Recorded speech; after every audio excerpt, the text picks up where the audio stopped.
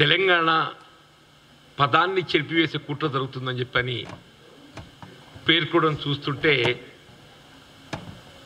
ఆశ్చర్యం కలుగుతుంది. అసలు తెలంగాణ పదాన్ని చెరిపివేసిందే వీళ్ళ కేసీఆర్ గారు అని చెప్పి అంటున్నా. వీళ్ళ టీఆర్ఎస్ పార్టీ అధికారానికి రావటానికి ప్రధానంగా ఏ తెలంగాణ రాష్ట్ర ఏర్పాటు ఉద్యమ లక్ష్యాలు దోహదపడ్డాయో ఆ ఉద్యమ లక్ష్యాలు నీరుగార్చి వీళ్ళు చివరికి ఏదైతుందో ఆ తెలంగాణ రాష్ట్ర సమితిని తెలంగాణ పదాన్ని తొలగింపు చేసి భారత రాష్ట్ర సమితిగా నువ్వు ఏనాడైతే రాజకీయ పార్టీ దాన్ని మార్పు చేయడం జరిగిందో ఆనాడే మీరు మీ అంతిమ యాత్రకు ఇవాళ మీరు ఆరంభం చేయడం జరిగిందని చెప్పక తప్పదని చెప్పంటున్నాను. ఇప్పుడు అధికారంలో దశాబ్ద కాలం తెలంగాణ రాష్ట్ర ఏర్పాటు ఉద్యమ లక్ష్యాలను నెరవేర్చడానికి ఏదైతుందో ఏ విధమైనటువంటి ఒక కార్యక్రమాలు చర్యలు చేపట్టకూడదు. ఇంతవరకు మీ అవినీతి మీ కమిషనర్ భాగోతం తప్ప మీకు ఇంకోటి కనబడలేదని చెప్పంటున్నా. వీళ్ళ వాస్తవాలు వెలికి రాబోతున్న తరుణంలో వీళ్ళు ఏ విధంగా ఈ కాళేశ్వరం ప్రాజెక్టు న్యాయ విచారణను అడ్డుకోవాలని తలంపుతోని వాళ్ళ పరోక్ష మిత్రపక్షమైనటువంటి ఒక భారతీయ జనతా పార్టీని రంగంలోకి దించి న్యాయ విచారణ కాదు మాకు సిబిఐ కావాలంటారా? నాకు ఆశ్చర్యం. నిజంగా మీ భారతీయ జనతా పార్టీ నాయకులు జాతీయ పార్టీ నాయకులు వాళ్ళు అనుభవం గల నాయకులు న్యాయ విచారణ పెద్దదా సిబిఐ పెద్దదా? CBI is nothing but investigating agency of union government. ఏ విధంగా అయితే సిబిసిఐడి రాష్ట్ర స్థాయిలో విచారణ చేపట్టేటువంటి ఒక ఏజెన్సీగా మనం పరిగణిస్తామో సిబిఐ అనేది ఏదైతుందో కేంద్ర ప్రభుత్వ పరిధిలో విచారణ చేపట్టేటువంటి ఒక ఇన్వెస్టిగేటింగ్ ఏజెన్సీ. అంటే ఏంటి? అది కేంద్ర ప్రభుత్వ పరిధిలోనే పనిచేస్తుంది. అది it has got its own limitations.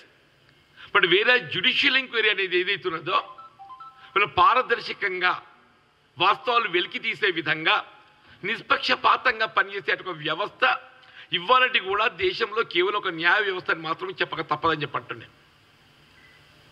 అటువంటి వీళ్ళ రాష్ట్ర ప్రభుత్వం ఏదైతుందో వీళ్ళ కాళేశ్వరం ప్రాజెక్టే నిర్మాణంలో ఏదైతే ఉన్నగూరినటువంటి అవినీతి కానీ అవకతవకలే కానీ ఇవన్నీ ప్రధానంగా ఇవాళ ఏ బ్యారేజ్ కుంగిపోవడంతో వెలికి రావడం జరుగుతుందో ఇవన్నీ వెలికి తీయాలంటే ఏకైక మార్గం ఆ మార్గం కూడా అవుతుందో it must appear transparent. That investigating is also must appear transparent. అది పారదర్శకంగా కనపడాలనే ఒక భావనతో ఏదైతుందో ఇవాళ జ్యుడిషియల్ ఎంక్వైరీకి చేపట్టాలని చెప్పి నిర్ణయించడం నేను నిజంగా హర్షం వ్యక్తం చేస్తాను చెప్పంటున్నాను. ఏ లోపభూయిష్టంగా ప్రాజెక్ట్ డిజైన్స్ రూపొందించడము, అంచనాలు రూపొందించడము, నిర్మాణ లోపాలే కానీ ఇవన్నీ వెలికి రావాలి అని అంటే only judicial enquiry can unearth it. Judicial enquiry విచారణలో భాగంగా ఏదైతుందో if necessary they can seek the assistance of CBI also.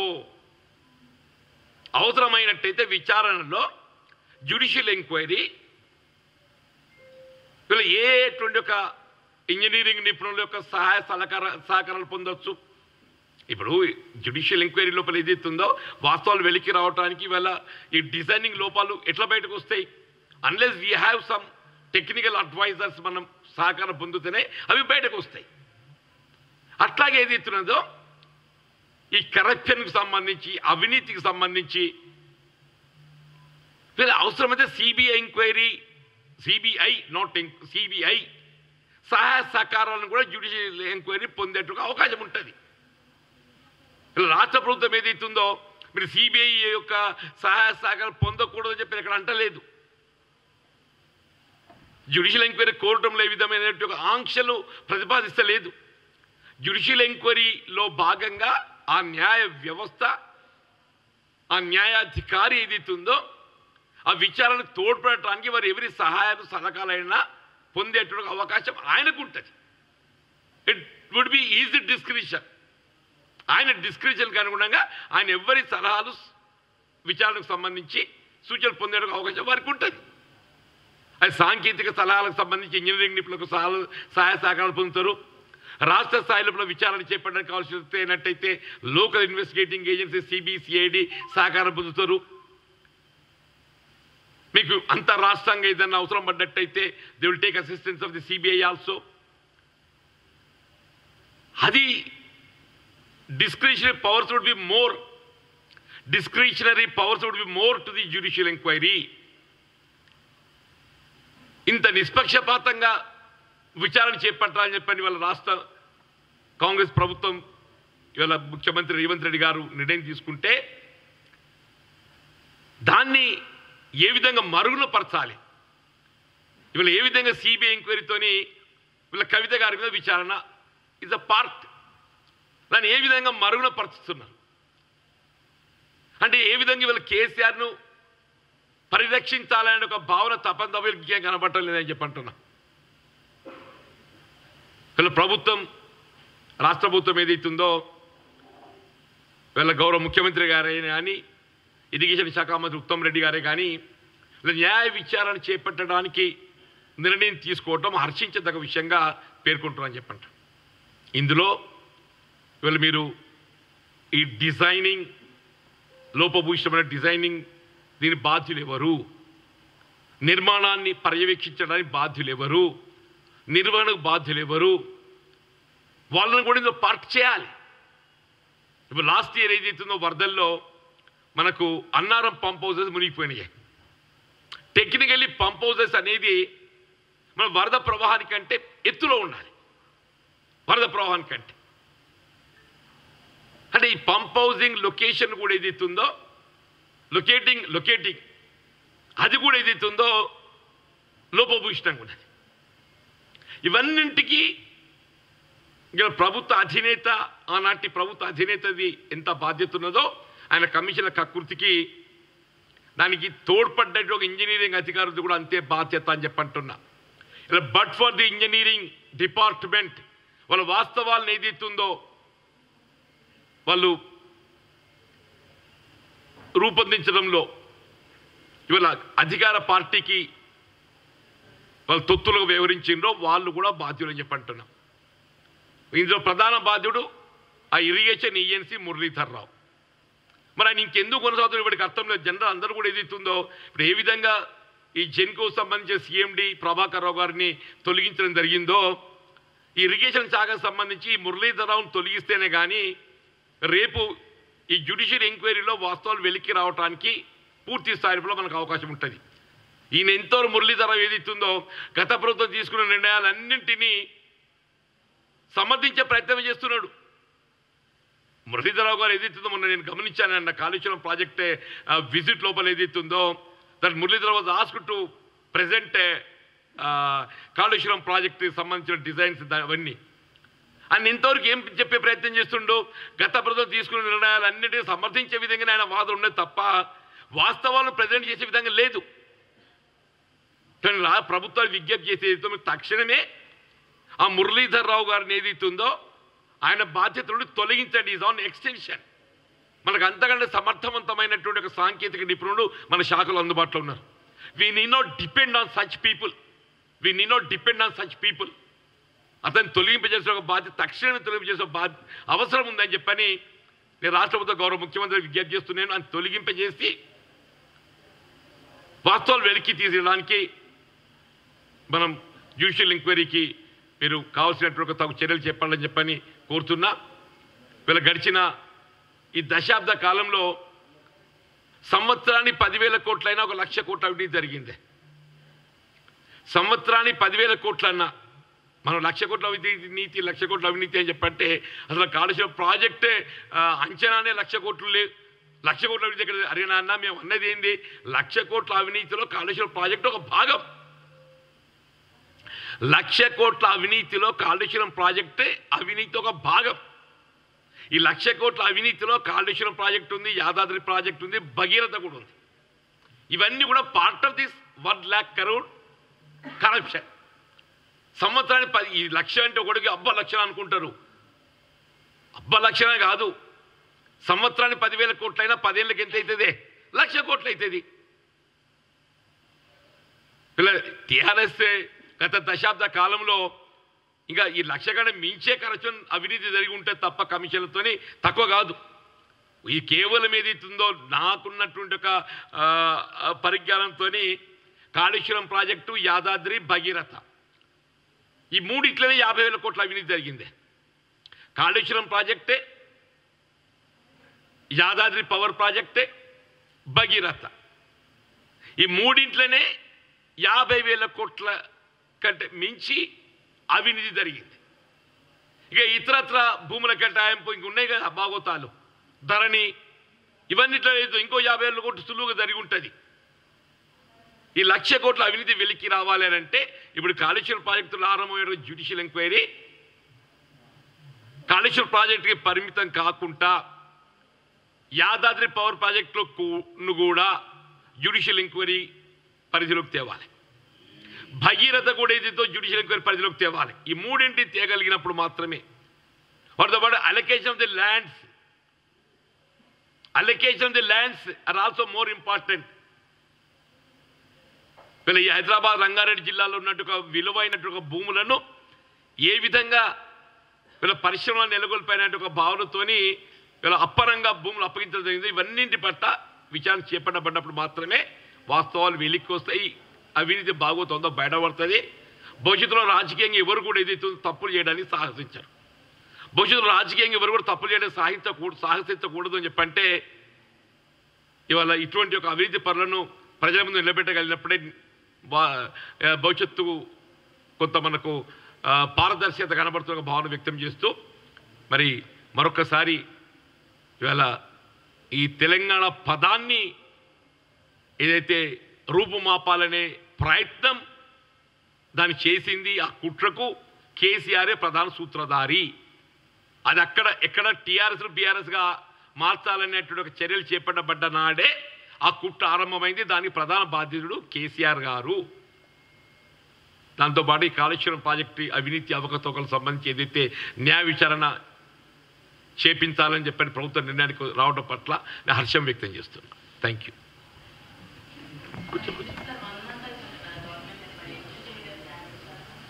They are writing it, ma'am. Today it has come in the press. 1 month అయినా మా ప్రభుత్వం ఏర్పాటు చేసి they are writing at. ఇవాళ మీరే గమనించింది కదమ్మా, మీరు కూడా అట్లాంటి ఎట్లా దే ఆర్ రైటింగ్. ఇవాళ ప్రెస్లో వచ్చింది కదమ్మా, నిర్ణయానికి వచ్చిండ్రు, జ్యుడిషియల్ ఎంక్వైరీ కూడా నిర్ణయానికి వచ్చిండ్రు. They are writing. ఇవాళ హైకోర్టు జడ్జికి ఏదైతుందో రాస్తున్నారు, ఒక సిట్టింగ్ జడ్జిని ఏదైతుందో అలకెట్ చేయాలని చెప్పని దానికి సంబంధించినటువంటి ఒక టర్మ్స్ ఆఫ్ రెఫరెన్స్ మెన్షన్ చేయాలి. Terms of reference are more important. Terms of reference, ఆ టర్మ్స్ ఆఫ్ రెఫరెన్స్ నిర్ణయించాలి. ఇవన్నిటికి సంబంధించి మేకౌట్ చేయడం జరుగుతుంది. అందుకే నేనేమంటూ ఇవన్నీ మేకౌట్ చేయబోయే ముందు ఆ ఈఎన్సీని తొలగించాలి ముందుగా. అది ఈఎన్సీ అక్కడ ఉన్నంతకాలం ఏది ఇస్తుందో ఇంతవరకు గత ప్రభుత్వ హాయంలో జరిగినటువంటి ఒక లోపాలను కప్పిపుచ్చే ప్రయత్నమే చేస్తాడు ఆయన పక్కన పెట్టి ఇవన్నీ నిర్ణయం చేయాలని చెప్పి నేను ప్రభుత్వం విజ్ఞప్తి చేస్తున్నాను.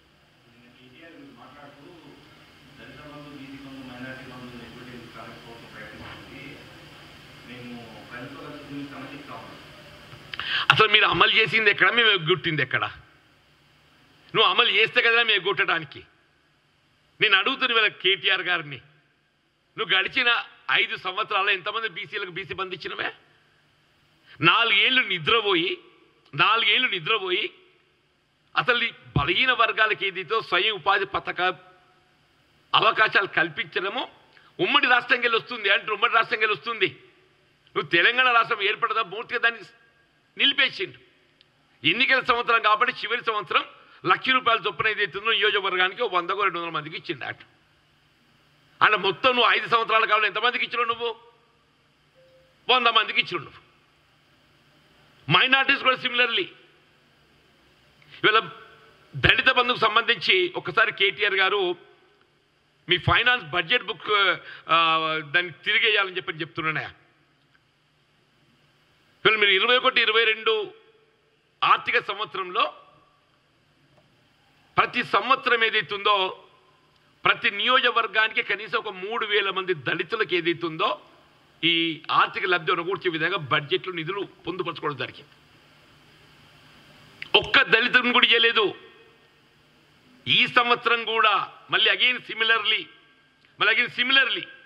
ప్రతి నియోజకవర్గానికి 3,000 మందికి ఇవ్వాలని చెప్పి పొందుపరుచుకున్నదే.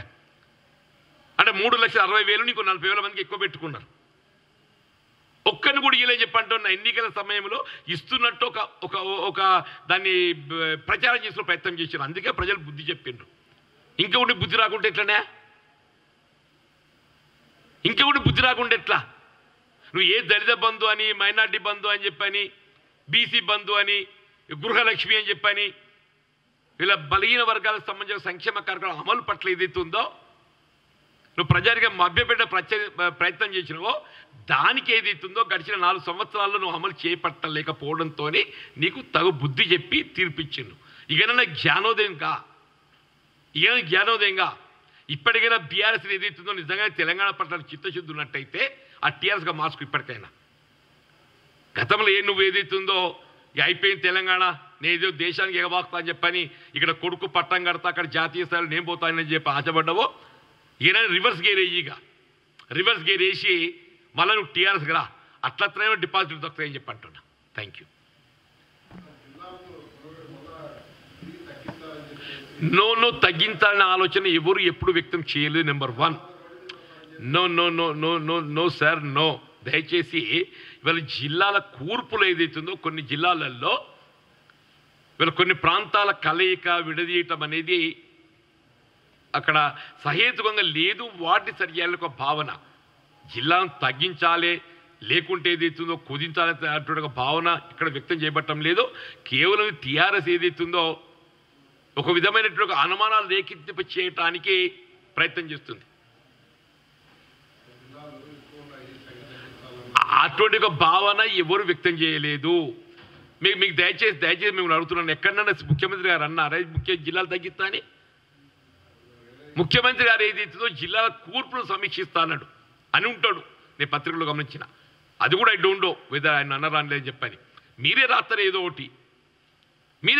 ఒకటి రాసి ఏదైతుందో జిల్లాలు తగ్గిస్తున్నావాట కదా. ఊరి అన్నది లేదు పెట్టిన జిల్లాలు తగ్గిస్తున్నావాట కదా.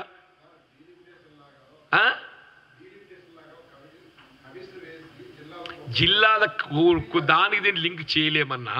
ఇప్పుడు డీలిమిటేషన్ పార్లమెంటరీ కమిటీస్ కు దీనికి లింక్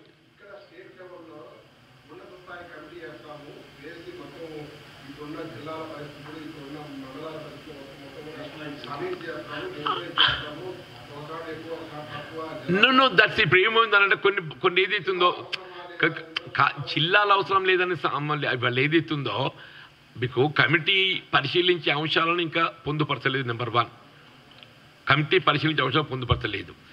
నాకు తెలిసినంతవరకు ఏదైతుందో కొన్ని జిల్లాల కూర్పు లోపల ఈ ప్రాంతంను ఇది ఇక్కడ ఉన్నట్టయితే కాంగ్రెస్కు ఇది లబ్ధి అనుకూర్చని తీసి పక్క జిల్లాలు పెట్టారు. అటువంటి సరిచేయడానికి వరకు ఇవన్నీ అన్నట్టు, అటువంటి సరిచేయడానికి అటువంటి ఇవన్నీ అన్నట్టు అటువంటి ఆలోచన ఉండి ఉంటే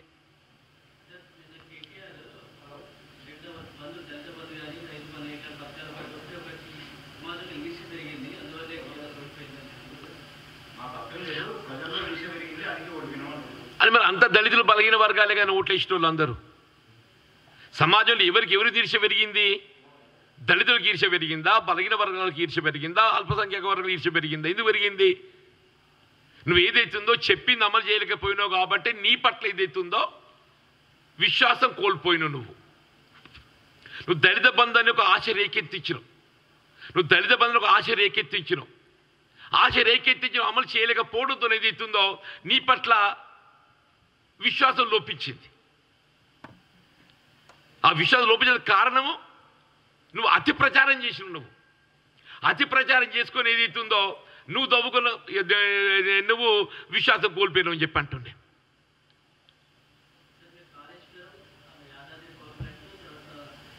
భగీరథ విచారణ చేపట్టాలని కూడా నేను కోరుతున్నా. How can it be vindictive politics? ఒక్కడి బాబు, నేను సాంకేతికంగా మిమ్మల్ని అడుగుతున్నా ఒకటి, let KTR answer it. KTR answer it. Bhagiratha అనేది ఏదైతుందో శుద్ధి చేసినటువంటి ఒక జలాలను, త్రాగునీటిని ప్రజానీకానికి అందించే లక్ష్యంతో భగీరథ రూపొందించడం అన్నాడే. ఇవాళ శుద్ధి చేసిన జలాలంటే క్లోరినేషన్. ఇందులో ప్రధానమైనటువంటి ఒక ఐటమ్ ఏంటంటే క్లోరినేషన్. ఒకసారి నీరు క్లోరినేషన్ చేయబడ్డట్టయితే అది కేవలం 20 కిలోమీటర్ల ప్రవాహం వరకే క్లోరినేషన్ ప్రభావం ఉంటుంది. నేను అడుగుతున్నా ఈఎన్సీ భగీరథ ఆర్డబ్ల్యూఎస్లో let him answer it tomorrow. నేను ముఖ్యమంత్రి గారికి రిటర్న్గా రిప్రజెంట్ ఇవ్వబోతున్నా. ఏ విధంగా ఇరిగేషన్ ప్రాజెక్టే లోపభూయిష్టంగా అంచనాలు రూపొందించడం జరిగిందో భగీరథ ప్రాజెక్టు సంబంధించి కూడా లోపభూయిష్టంగా ఏదైతే ప్రాజెక్ట్ నిర్మాణాన్ని రూపొందించడం లోపల దానికి సంబంధించిన ఇంజనీరింగ్ అధికారులు కూడా బాధ్యులే. క్లోరినేషన్ 20 కిలోమీటర్ కంటే ఎక్కువ ఉండదు మేడం. ఒకసారి 20 కిలోమీటర్ల ప్రవాహం అయినట్టయితే అది జీరోకి వస్తుంది. అప్పుడు ఏం కావాలి? ఇప్పుడు ఒక ఊరికి చేరాలని నీరు అంటే 100 కిలోమీటర్లు ఉంటుంది. 100 కిలోమీటర్లు ఉంటుందన్న 20 కిలోమీటర్ల ప్రవాహంతో జీరో అయిపోతుంది. అల్టిమేట్గా ఎండ్ పాయింట్కి ఏం పోతుంది? నీళ్లు పోతాయి. పోయినా కానీ నీళ్లు పోతాయి. But it's not purified క్లోరినైడ్ water. దానికి అధికారులు ఏం చెప్తారు మాకు? మీరు మళ్ళీ బ్లీచింగ్ పౌడర్ కలుపుకొని దాన్ని రీక్లోరినేట్ చేసుకోవాలి. ట్యాంకులు మేము బ్లీచింగ్ పౌడర్ కలుపుకొని రీక్లోరినేట్ చేసుకోవడానికి నీళ్ళు ఎందుకు కావాలి? మాకు నీళ్ళు దొరకాయా? వాళ్ళు చెప్పేది ఏంటన్నా అంటే దాన్ని మళ్ళీ రీక్లోరినేట్ చేసుకోవాలని చెప్పండి. మళ్ళీ రీక్లోరినేట్ చేసుకోవాలంటే ఇట్స్ నాట్ ఆలంతో కాదు. సాధారణంగా పవర్ ప్లాంట్స్లలో ఆలంతో చేస్తారు. గ్యాస్ క్లోరినేషన్ ఉంటుంది. That is available only in the municipalities. గ్రామాలలో గ్యాస్ క్లోరినేషన్ లేదు.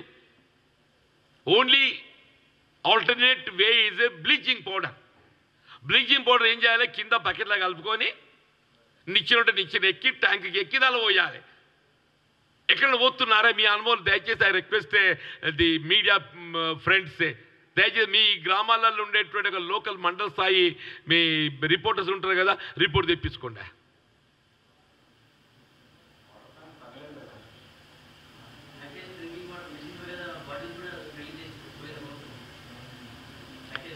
మరి నేను ఇంత పెద్ద లోపం భగీరథ చూపెడుతుంటే ఇది విండిక్టివ్నెస్ అని మీరంటే ఎట్లనే?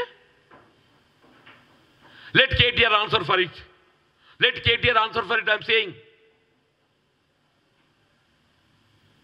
ఇందులో తప్పగా ఏఎన్సీ ఆర్డబ్ల్యూఎస్ ఇరుకుతాడు. వాళ్ళ మురళీధరరావు పోతాడు లోపలికి. ఈడెవడునో ఏఎన్సీ ఆర్డబ్ల్యూఎస్ నాకు తెలియదు. భగీరథకు వాళ్ళ లోపలికి పోతాడు. అందరూ ఓరు దాని బాధ్యులు పోతారు. మీరేం బాధపడకండి.